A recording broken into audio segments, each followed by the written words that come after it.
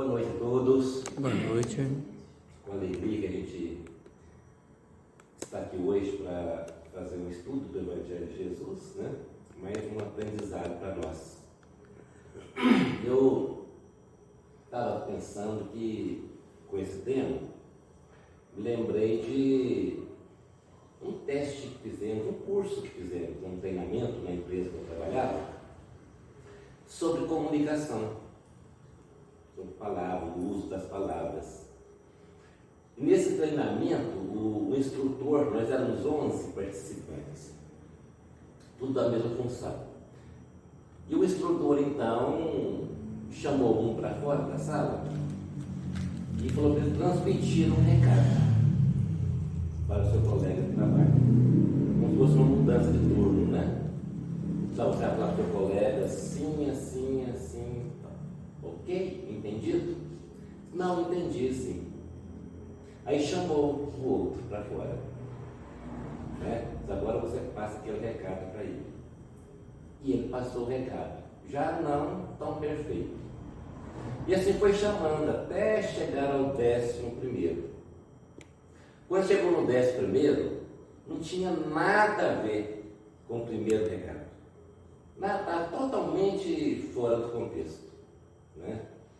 Foi uma constatação ali que realmente, verbalizando as coisas assim, só verbalizando, só falando, há uma grande possibilidade de ter um grande desvio, né?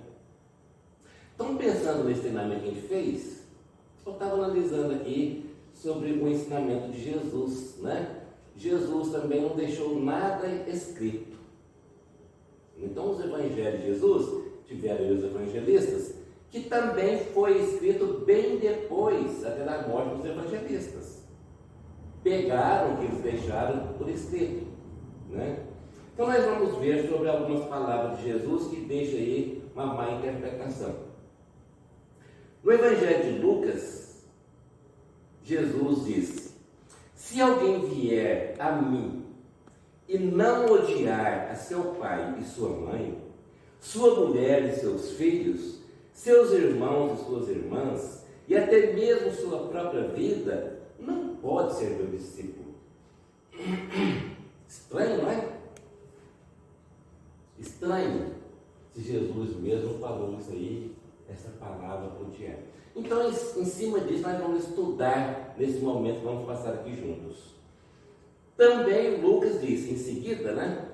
Essa palavra: quem não carrega a sua cruz e vem atrás de mim, não pode ser meu discípulo.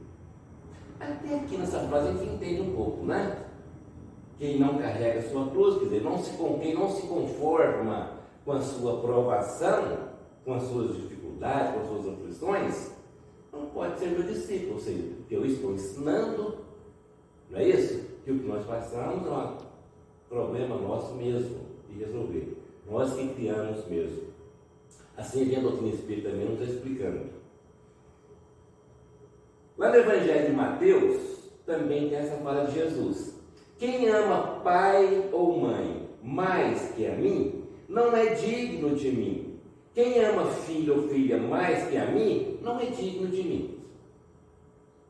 Ou seja, aqui também a gente começa a entender um pouco mais sobre o ensinamento de Jesus sobre a palavra amor. Jesus entende amor como um sentimento único para todas as criaturas. Tanto é que quando ele estava no meio da multidão, pregando no meio da multidão, avisaram para a mãe dele que o filho dela estava no meio da multidão. E aquele sentimento de mãe, conforme Allan Kardec mesmo dissera que nem mesmo Maria tinha a compreensão absoluta da missão do seu filho. Então, naquele sentimento materno, ela foi lá: eu vou achar meu filho, ele pode estar correndo risco, né? Então, chegando lá, ela não teve acesso onde estava Jesus. Deram para ele um recado: a sua mãe vem te buscar. Sua mãe e seus irmãos vieram te buscar. E ele, olhando para o pessoal em volta: quem é minha mãe, quem são meus irmãos? Eis aqui minha mãe e meus irmãos, todos aqueles que fizeram a vontade do meu pai e minha mãe e meus irmãos. Então, naquele momento, Jesus não perdia tempo para dar a sua explicação, naquele momento Jesus está me ensinando que o amor deve ser absoluto para todo tipo de criatura. O mesmo amor que eu sinto pela minha mãe, eu tenho que sentir pelo pior dos assassinos. É esse tipo de amor que Jesus vem ensinar para nós. Quando nós dizemos que amamos, nós ainda não sabemos que é amor verdadeiro. Então, esse amor que Jesus vem ensinar para nós. Então, aqui a gente começa a entender, né? Isso aí. Quem ama pai ou mãe mais do que a mim, não é digno de mim. Quem ama filho ou filha mais que a mim, não é digno de mim. Mas nós vamos, então, nesse ensinamento de Jesus, nessas palavras de Jesus, nós vamos com o auxílio aí de Emmanuel, Allan Kardec, André Luiz, né? Esses sábios espíritos, tentar entender essa passagem de Jesus. Allan Kardec, no Evangelho segundo o Espiritismo, capítulo 23, item 3, nos fala o seguinte: que os evangelhos não foram escritos enquanto Jesus vivia. Podemos supor que, nesses casos, a ideia principal do seu pensamento não foi bem traduzida. Então, que Kardec já vem clareando para nós. Que os evangelhos não foram escritos na época de Jesus vivia. Nem na época também foi passado, né? Tinham os escribas que então faziam cópias, porque a maioria das pessoas eram analfabetas. Quem queria alguma cópia tinha que encomendar e pagar caro. Você copia para mim o Evangelho aí de Mateus, eu te pago tanto. Então a pessoa analfabeta, tinha dinheiro, analfabeta, pagava um escriba para escrever. Sabe o que o escriba estava escrevendo? Copiando corretamente? Traduzindo corretamente? Não se sabe, né? Então nós vamos ver sobre os evangelistas, o perfil de cada um e a data em que foi publicado o seu evangelho. Marcos, os pais eram seguidores de Jesus. Ele não, ele era criança, adolescente, na época de Jesus, né? O evangelho de Marcos foi escrito o quê? 70 anos depois. 70 anos depois que foi escrito o Evangelho de Marcos. Tá? Então ele conviveu quando criança, mas os pais dele eram seguidores. Dizem que a última ceia foi feita na casa de Marcos, os pais de Marcos. Ele era criança. Mateus era um cobrador de impostos. Era o que mais sabia dele, entre eles, né? Era cobrador de impostos, ele seguiu Jesus. Depois que recebeu o convite, então, para seguir, então Mateus passou a seguir Jesus. Só que o original do Evangelho de Mateus foi escrito em hebraico e desapareceu. Tinha apenas a cópia em grego. Então veja bem que as contradições podem ir surgindo aí, nesse passar de tempo, esse tanto de cópia que vai surgindo. E o Lucas? O Lucas era médico, não conviveu com Jesus. Lucas era discípulo de quem? De Paulo. E seguiu Paulo de Tarso. Ele não conheceu Jesus. Inclusive foi a pedido de Paulo de Tarso, ele que começou a escrever sobre a vida de Jesus, as passagens de Jesus. Então Paulo, ele seguidor de Paulo disse a ele: Lucas, escreve sobre o mestre. E ele saiu então fazendo pesquisas naqueles lares, com as pessoas idosas, né, já que conviveram com Jesus. Inclusive, Paulo de Tarso sugeriu que ele procurasse Maria, que ainda era viva, estava velhinha. Que ele procurasse Maria para pegar informações. Então, o Evangelho de Lucas foi feito em forma de informações de pessoas que conheceram Jesus. E João? João foi um fiel seguidor de Jesus. Ele era jovem e foi o único que seguiu Jesus até a crucificação. Foi o único que seguiu Jesus até a crucificação. Então aí é o perfil, tá? E a data em que foi então publicado o Evangelho. Eles escreveram, mas tiveram ali os copistas, né, que faziam as cópias, as traduções. Então veja bem o caminho que segue aí para chegar aí até o chamado Novo Testamento, as palavras de Jesus. Né? Allan Kardec ainda nos fala que a palavra odiar, nesta frase, não pode ser atribuída a Jesus. Seria preciso saber se ele a pronunciou e, em caso afirmativo, saber se na língua em que falava, essa palavra tinha o mesmo significado que o nosso. Então, Allan Kardec, pedagogo, muito inteligente, ele pesquisa profundamente as coisas. Então, ele sugere, você tem que saber. Por exemplo, mesmo na nossa língua portuguesa, tem muitas palavras que significam um monte de coisas, né? Dependentemente aí da frase, do conceito que vai se colocar cada palavra. Se eu falar a palavra, por exemplo, cesta, está soando cesta, mas conforme for o assunto e a colocação. Cesta de basquete, cesta de vôlei, cesta de vinho, cesta de fruta, sexta-feira, são bem diferentes. Cesta básica. Não é isso? Cesta básica. Então, na época de Jesus, a palavra odiar, até mesmo em outros idiomas, hoje, mesmo no século XXI, a palavra odiar pode significar outra coisa. Se eu falo uma palavra aqui em português, lá em Portugal, significa outra coisa, no mesmo idioma. Se uma palavra que aqui para nós, no Brasil, é de otimismo, lá em Portugal pode ser de pessimismo, um palavrão. Então veja bem aí as colocações que tem nos evangelhos de Jesus. Nós devemos fazer uma avaliação com muito critério, né?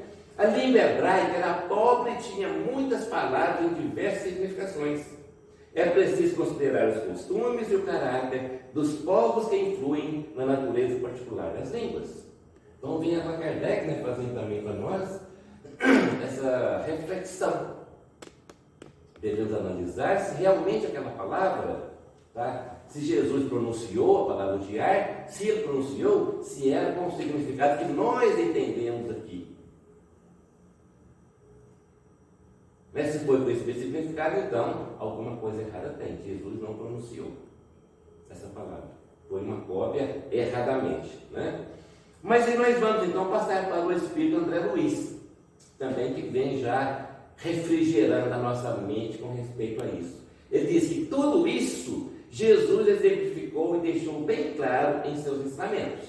Então, vou olhar as atitudes de Jesus, Amor e perdão. Jesus amou, perdoou. Fé e esperança. Tolerância e misericórdia. Sacrifício e solidariedade. Abnegação e devotamento. Compaixão e entendimento. Humildade e benevolência. Renúncia e indulgência. Firmeza e convicção. Obediência e resignação. Dever e fidelidade. Justiça e coragem. Só virtudes. Então, o que Jesus demonstrou para nós foi somente virtudes. Então, esquecer realmente aquilo que nós ainda não entendemos, que é aquela frase que nós apresentamos ali de Mateus, sobre o ódio, e olhar então que as virtudes apresentadas por Jesus.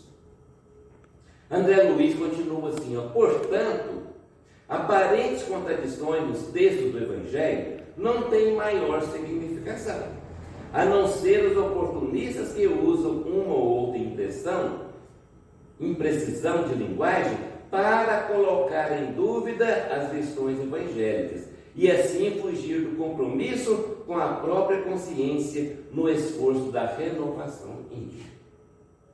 Ou seja, então André Luiz está colocando para nós que tem aquelas pessoas que pode dizer, ler ali o Antigo Testamento, os anticristos, os falsos profetas, que Jesus mesmo já previu, que sugeriu os falsos profetas, que pode ler, aqui, Jesus falou para odiar. O que não é verdade. São aquelas pessoas de má intenção e que não querem fazer a sua própria reforma íntima, não querem entender as atitudes de Jesus. A gente tem que ter muito cuidado com relação a isso, porque a gente trouxe esse tema palavras e atitudes, porque tem um livro chamado Livros de Esperança, que é um livro muito bom. É um livro da irmã Citrifo, onde ela publica esse livro fazendo entrevistas com o Eurico Barçanufo, Maria Modesto, Doutor Inácio e outros mais, lá no Hospital Esperança, no plano espiritual.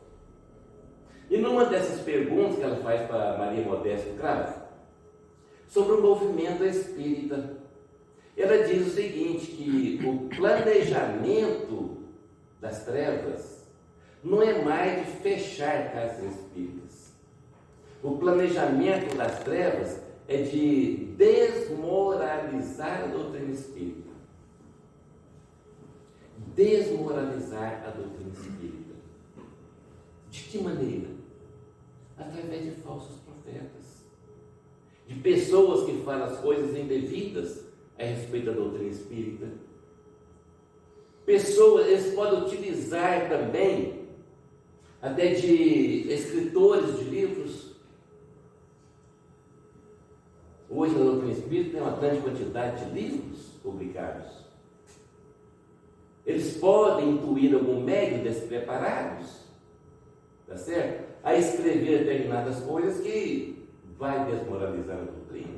Distorce a realidade. Distorce a realidade. E causa intriga dentro da própria casa. Exatamente isso. Então eu prestei muita atenção nisso, que eu li esse livro, entendeu? E que nós do Espírito devemos ficar muito atentos quanto àquilo que nós estamos ouvindo, as palavras que nós estamos ouvindo e aquilo que nós estamos lendo também. Passar pelo crivo da razão. Assim nos ensina Allan Kardec também lá no Livro dos Médios. Não acreditar em tudo que lê, em tudo que ouve, mas passar pelo crivo da razão. Allan Kardec não deixa essa orientação no Livro dos Médios. Né?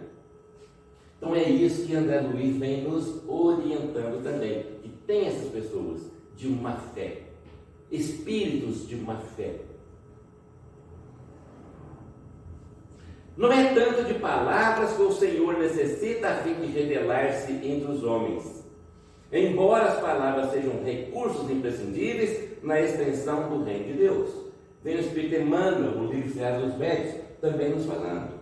Não é tanto de palavras que Jesus precisou para se revelar. Eu sou o Cristo de Deus. Não é por palavras, é pelo que Ele fez, pelas suas atitudes, pelo que Ele demonstrou para a humanidade.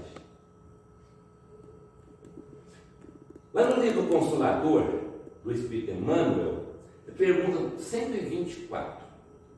Pergunta-se para o Emmanuel: qual a importância da palavra humana para as conquistas evolutivas do Espírito? Qual a importância da palavra humana para as conquistas evolutivas do Espírito? E ele responde assim: a palavra é um dom divino, quando acompanhada dos atos que há de testemunho. A palavra é um dom divino, quando acompanhado dos atos que há testemunho. Palavras e atitudes. Aquilo que fala, está fazendo. Chico Xavier fazia aquilo que ele falava. Fazia, né? É um dos raros exemplos, né, para nós. Não é isso? Esses grandes missionários enviados por Jesus. Tá? Então, mas nem todas as pessoas agem de acordo com o que está falando. Ele até falava pouco e fazia demais, né? Então. Exatamente, né? Ele falava com os gestos. É verdade. Sábios, né? Os sábios demonstram mais do que falam.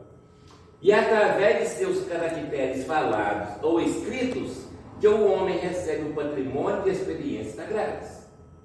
Então, cuidado com o que fala, cuidado com os sentimentos, cuidado com o que escreve, que vai refletir o quê? Em outras ideias também. E é assim que Emmanuel continua falando para nós, ó. Verbo e atitude. Palavra e atitude. Disse um grande filósofo, certamente Sócrates, né? O Emmanuel gosta muito de citar Sócrates. Fala para que eu te veja. Falava o seu filósofo. Fala para que eu te veja, para que eu te conheça. Muita gente acrescentará: Escreve para que eu te veja melhor. Escreve, você está falando, para que eu te veja melhor. E o Emmanuel acrescenta assim: e ousaríamos traduzir, age para que eu te conheça. Ou seja, não através das ações é que as pessoas irão nos conhecer melhor. Não pelo que nós falamos, não pelo que nós escrevemos, né? Mas sim pelo que nós estamos agindo. Assim que nós seremos reconhecidos, conhecidos pelas nossas ações. Emmanuel também nos diz: ondas mentais enxameiam por toda parte. Quando falas, exprime as inclinações e opiniões de inteligências diversas. Ondas mentais, nós estamos aqui entre ondas mentais. Vixe, Vixe, né? E como estamos? Ondas mentais de desencarnados e dos encarnados. Nós encarnados e os encarnados em volta. Ou seja, por isso que Emmanuel diz, que ondas mentais chameiam, espalham por toda parte. Quando falas, exprime inclinações, opiniões e inteligências diversas. Quando nós estamos falando, nós estamos exprimindo, tá? Opiniões daquilo que nós já lemos ou que nós já ouvimos, que nós já aprendemos. E ele diz: sentes, pensas, ouves, lês e observas, e em qualquer desses estados de alma assimilas influências alheias. Então, tudo que nós estamos sentindo, tudo que nós estamos pensando, ouvindo, lendo, nós estamos observando ondas mentais alheias. Neste contexto, nós estamos assimilando ondas mentais de quem? De quem? Nesse contexto, lendo aqui, nós estamos em sintonia com quem? Com a Emmanuel. Olha lá. Sentes, pensas, ouves, lês, nós estamos lendo. Sim. Lês e observas. E em qualquer desses estados de alma, assimilas influências alheias. Se nós estamos lendo isso aqui, nós estamos assimilando o pensamento de quem? De Emmanuel, é verdade. Não é isso? Sim. Se eu não mostro nada aqui, eu decoro isso aqui e falo para vocês, eu estou transmitindo o pensamento de Emmanuel. Sem citar a fonte, né? Sem citar a fonte. Interessante, né? Essas colocações dele para nós. Verdade. Ideias inúmeras de espíritos encarnados e desencarnados podem fazer ninho em tua boca. Ideias inúmeras de espíritos encarnados e desencarnados podem fazer ninho em tua boca, alojar em tua boca, né? E ele complementa assim: a língua, de certa forma, é um alto-falante. Repara a onda e sintonizas. Aquilo que nós falamos, nós estamos em sintonia com outras ondas mentais. O que eu estou falando, sabe que eu estou ofendendo alguém? Se fosse falado para mim, eu estaria feliz. Reparar a onda que nós estamos sintonizados. Se eu falo palavrão, que onda que eu estou sintonizado? Com ondas mentais negativas. Se eu me sinto irritado e dizer aqueles palavrões, ofendendo as pessoas, estou sintonizado com ondas mentais negativas. Se eu falo boas palavras de consolo para as pessoas, eu estou sintonizado com que ondas? Ondas mentais superiores, positivas. Então, eu achei muito interessante essa colocação do Emmanuel sobre ondas mentais, que passa despercebido pela maioria das pessoas, por todos nós, né? Nós somos o quê? Um alto-falante, como ele mesmo está dizendo para nós. Com a palavra, o que nós podemos fazer com a palavra? Programamos as boas obras. Não é isso? Uma palavra?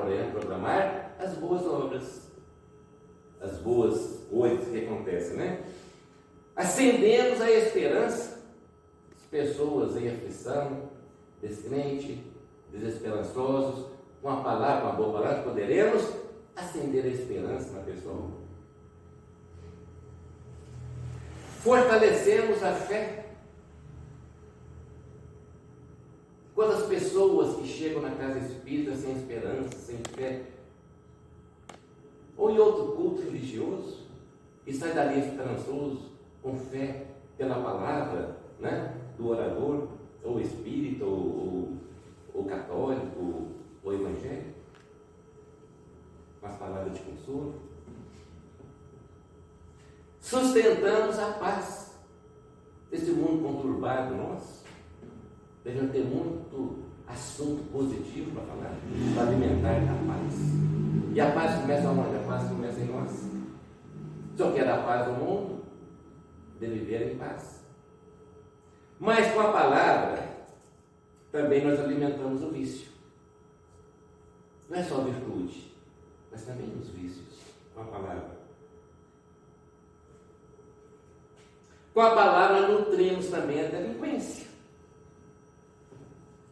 Nós podemos alimentar aí o não respeito às leis físicas e às leis morais, às leis de Deus. Então veja bem a importância, né, que Emmanuel nos coloca aqui, ó, sobre a palavra. Falando em Emmanuel e palavra, estou lendo um livro que chama-se Nos Albores da Imortalidade, que o do Espírito Jerônimo Mendonça, do Tuiutaba, né, pelo médium Nicola Fracari. Não sei se vocês já conhecem. Ótimo livro. Que o Jerônimo fala da passagem dele para o mundo espiritual e como que está a vida dele no mundo espiritual. E deu ele, né, um capítulo ali hoje, inclusive, por isso que eu lembrei aqui, ele encontrando com Emmanuel. Foi convidado para ir lá no Colônia, no nosso lar, né, e que teria lá uma palestra do Emmanuel, e ele ia lá então, foi convidado. Chegou lá com poucas palavras, o Emmanuel falou tanta coisa linda para eles lá que, sabe, mas já despediu também, saiu, foi na preparação da reencarnação do Emmanuel. Essa palestra lá, né? Então, o Jerônimo Mendonça foi encantado de ver a palestra do Emmanuel lá, como se fosse uma palestra de despedida para a sua reencarnação. Linda, linda, linda. Isso acontece porque, em verdade, nunca falamos sozinhos, mas sempre retratamos as influências da sombra ou da luz que nos circulam no âmbito mental. Isso é sério para nós. Nunca falamos sozinhos. Os espíritos influenciam em nossa vida? Pergunta 499, né? Do livro dos Espíritos. Muito mais do que Muito mais do que imaginas. Influem a tal ponto, são eles que nos dirigem. Está no livro dos Espíritos. Quer ver um exemplo? Você já se pegou dirigindo e, às vezes, com raiva de alguém, começa a brigar com a pessoa sozinho dentro do carro? Quando eu encontrar, eu vou falar isso, eu vou fazer aquilo. Exatamente. Né? Tá? Isso não é natural. Então nós temos essa influenciação constante, 24 horas. É 24 horas essa influenciação nas nossas vidas. Falei em 24 horas, há poucos dias agora eu tive um pesadelo, né? Olha só a influenciação. Todas as noites eu faço a minha oração noturna e peço ao meu guia espiritual para não me deixe entregue aí às trevas, não. E me leva para a colônia para que eu possa assistir palestra, para que eu possa fazer um tratamento espiritual e alguma coisa útil, né? Aí, o que me aconteceu? Nessa noite eu esqueci de fazer minha prece, oração. E me deu um pesadelo. Eu sonhei que eu estava, lógico, defendendo Jesus, né? Falando de Jesus, e me dei, de repente, num ambiente horrível, trevoso mesmo, com um monstro horroroso na minha frente, né? Vem, você não defende aquele, ele não é forte, então vem para cima de mim. E eu dava aquelas pernadas, sabe, aquelas pernas para acertar, e ele voou então, dava aquelas pernadas para acertava, né? E aí que ele me enfurecia mais, vem, você não é valente, aquilo que você defende não é o bom, então vem, né? Assim, agora, se eu vou dar uma tesoura voadora aqui, né? Um lance de capoeira, e fui assim, bluf, Acordei com a Thelminha gritando perto de mim lá, sabe? Bem, você machucou, você machucou. Gente, mas parecia que um boi aqui tinha voado no chão, enrolado no cobertor. Foi A aquele sorte que eu tava tombo enrolado. horroroso, sabe? Cama alta, assim, eu não sei como eu fiquei. Meu Deus do céu. Será que esse anda indo buscar ela? Porque ela anda me dando umas porradas de noite. Então, veja bem que é igual ele coloca, tem 24 horas, nós somos, 24 horas É. diferenciadas. Mas é É mesmo. verdade. 24 horas. Porque o Espírito não dorme. Tá? Então nós temos que ter muito cuidado com as nossas palavras, com as nossas atitudes, porque estamos aí, né, no meio dessas ondas mentais. Através de nossos conceitos orais, o pessimismo é porta aberta ao desânimo. O pessimismo é porta aberta ao desânimo. Tudo ensinamento de Emmanuel para nós. Através de nossos conceitos orais. O sarcasmo é corredor rasgado para invasão do descrédito. Sarcasmo é aquelas brincadeiras sem lógica, sem graça, Diminuir o outro, né? né? Diminuindo o outro, criticando o outro, com brincadeiras que não te acrescentam nada, né? É corredor rasgado para invasão do descrédito. A pessoa passa a não acreditar naquela pessoa, né? A cólera é gatilho da violência. Você falou agora mesmo aqui da cólera? Você fica com a cólera, com a raiva de alguém, você está ali no volante dirigindo e pensando ali, doidinho para chegar e combater com aquela pessoa, né? O azedume é clima da enfermidade. Azedume que as pessoas chatas também, né? É clima da enfermidade. A irritação é fermenta a loucura. A irritação é fermenta a loucura. Tem pessoas que chegam à loucura de tanto ódio, tanta raiva, tanta coisa, tanta irritação. O cérebro adoece, né? Não tem Dá a jeito. impressão que a pessoa está louca. É. Adoece. Então veja bem a gravidade que nós temos que ter aí, a atenção que temos que ter com as nossas palavras. Se nós estamos ligados com a sombra ou com a luz. A vida de cada criatura consciente é um conjunto de deveres para consigo mesma, para com a família de corações que se agrupa em torno dos seus sentimentos e para com a humanidade inteira. Eu quero ser discípulo de Jesus. Aquele que não carrega a sua cruz não pode ser meu discípulo. Vocês lembram no início, no primeiro slide?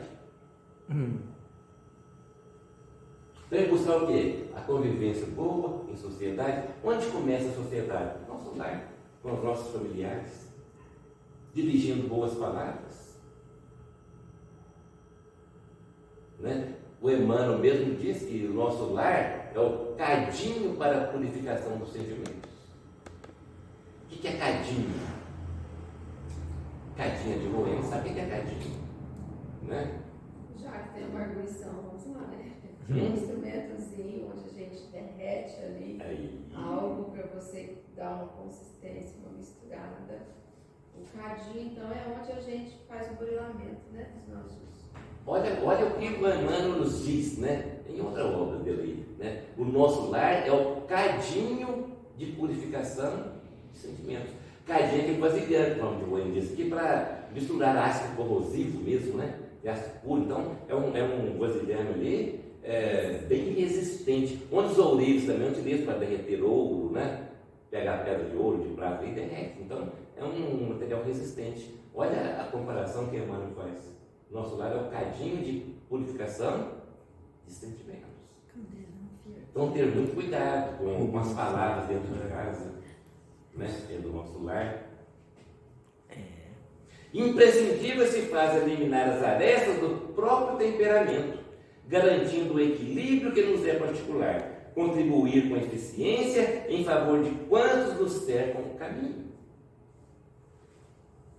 Imprescindível se faz eliminar as arestas do próprio temperamento, buscar sempre o equilíbrio, o bom equilíbrio, temperamento. O mau equilíbrio pode nos arrastar aí até as tragédias. E isso começa aonde? Começa em nossos sentimentos, em nossos pensamentos, vai nas palavras, nas nossas atitudes. Então nós já passamos desse momento, desse burilamento nosso. Agora é correr atrás dos ensinamentos de Jesus, que vem a doutrina espírita, com esses sábios espíritos, nos orientando a tomarmos cuidado. E Jesus também nos disseram que orai e vigiai para não cair em tentação, para não cair nessas ondas mentais negativas, onde eu posso cometer vários enganos na vida, que possam nos comprometer nas futuras encarnações. Se buscamos a sublimação com Cristo, ouçamos os ensinamentos divinos. Para sermos discípulos dele, é necessário que disponhamos com firmeza a conduzir a cruz de nossos testemunhos de assimilação do bem, acompanhando-lhe os passos. Carregar a cruz, conduzir a cruz de nosso testemunho de assimilação do bem, acompanhando-lhe os passos. Nossa cruz são as nossas provações que nós escolhemos, dos enganos que cometemos no passado. E nós estamos em cada reencarnação para aproveitar a oportunidade para resgatar isso, para consertar o que nós erramos no passado. Então é imprescindível, o momento é sempre o agora, não é? Aprendizes existem que levam consigo o madeiro das provas salvadoras, mas não seguem o Senhor por se confiarem à revolta através do endurecimento e da fuga. Todo mundo quer sair fora das provações, né? Ah, isso não foi comigo, não. Não fui eu que fiz isso. Ah, eu não mereço estar passando por isso. Muita gente fala, né? Deus está me castigando. O que foi que eu fiz? Né? Outros falam assim, ó. Outros aparecem seguindo o mestre nas frases bem feitas, mas não carregam a cruz que lhes toca, abandonando-a na porta de vizinhos e companheiros. Eu estou sofrendo tanto assim por causa de fulano e tal. Ah, mas meu filho não vai sofrer tanto, meu irmão não vai sofrer tanto, a minha esposa não vai sofrer tanto, a mulher vai sofrer tanto. É meu vizinho que não presta, que me faz sofrer. Meu colega de trabalho, né? A gente não combina, não dá certo. Nós estamos sempre jogando no outro. O outro é culpado das minhas aflições, dos meus problemas. Enquanto que está tudo em nós. Enquanto nós não reconhecermos isto, nós não podemos ser discípulos de Jesus. Nos fala Emmanuel. Jesus passou o que passou para nos demonstrar paciência, tolerância, compaixão, amor ao próximo, perdão. A última palavra de Jesus não foi de perdão? É o melhor antídoto para as nossas enfermidades da alma. Aquisições para atingir a verdadeira comunhão com Jesus. O que nós precisamos? Dever e renovação. Dever para consigo mesmo, para com o próximo. Dever seguir as leis de Deus e as leis nossas também. Tá? E a nossa renovação íntima. Ser hoje melhor que ontem, com a promessa de amanhã ser melhor do que hoje. Serviço e aprimoramento. Trabalhar sempre, sempre trabalhando no bem, jamais ficar ocioso, né? E aprimoramento das atitudes. Ação e progresso. Fazer parte do progresso. Tudo que Deus criou é para progredir. Fisicamente, moralmente. Então, agir e progredir. Responsabilidade e crescimento espiritual. Ser responsável pelas atitudes. por tudo que nós falamos, que nós sentimos, que nós fazemos, ter essa responsabilidade e crescimento espiritual. Aceitação dos impositivos do bem e obediência aos padrões do Senhor. O que é obediência aos padrões do Senhor? Qual é o padrão do Senhor? Fazer ao próximo aquilo que gostaria que fosse feito para mim.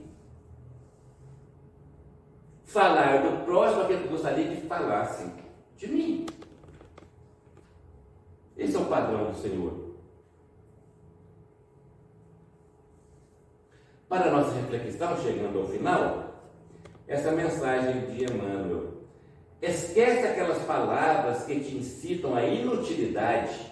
Aproveita quantas te mostram as obrigações justas e te ensinam a engrandecer a existência. Vamos esquecer de proferir aquelas palavras que vai prejudicar o outro, prejudicando nós mesmos, e também aquelas palavras que nós estamos ouvindo, que não vai nos agradar em nada, engrandecer nada, também esquecer. Levar a vida mais relaxada, mais tranquila, com mais fé, com mais ânimo, com mais otimismo. É para isso que nós estamos aqui. Tá? Aí fica essa mensagem então de palavras e atitudes que nós trouxemos aqui na noite hoje, com o auxílio desses benfeitores aí, que estão sempre nos ajudando, né?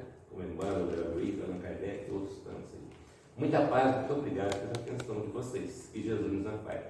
Nós que agradecemos.